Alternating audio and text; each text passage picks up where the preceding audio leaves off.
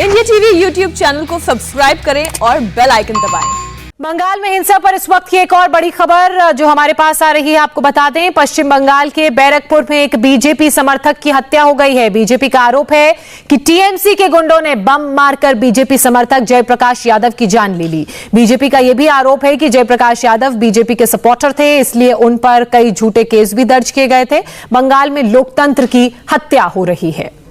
मेरे सहयोगी पवन नारा इस वक्त हमारे साथ जुड़ चुके हैं। पवन, बंगाल से जो तस्वीरें आ रही हैं हिंसा की, अब इनको कैसे देखा जाए? क्या ये गुंडे हैं या फिर राजनीति से प्रेरित जिस तरीके से तस्वीरें सामने आती हैं उससे हम रिलेट करें?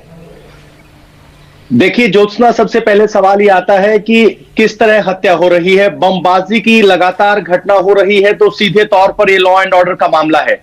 जब पुलिस से इस बारे में पक्ष लिया जाता है तो अक्सर पुलिस का पक्ष ये होता है कि ये मामला आपसी रंजिश का था, लेकिन सवाल उठता है कि चुनाव के दौरान इस तरह की घटनाएं नहीं हुई थी, लेकिन चुनाव के बाद एकदम से इस तरह बमबाजी की घटनाओं में वृद्धि क्यों हुई है? मरने वाले बीजेपी के समर्थक क्यों हैं? इस तरह के तर्क सामने नहीं आ रहे।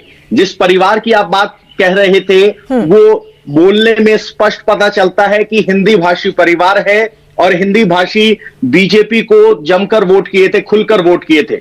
और जिस तरह की राजनीतिक हिंसा हो रही है, बीजेपी आरोप लगाती है कि ये सभी हिंसाएं, हत्याएं राजनीतिक हैं, जबकि टीएमसी बीजेपी पर झूठ बोलने का आरोप लगाती है और पुलिस कहती है कि ये आपसी रंजिश का मामला है।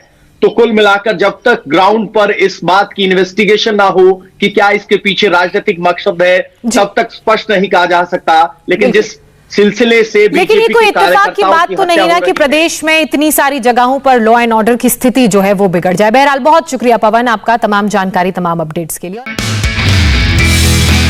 नमस्ते, मैं हूं मीनाक्षी जोशी। वीडियो और खबरों से अपडेट रहने के लिए India TV YouTube channel subscribe करें, बेल आइकन दबाना ना भूलें। जुड़े रहें इंडिया टीवी के साथ।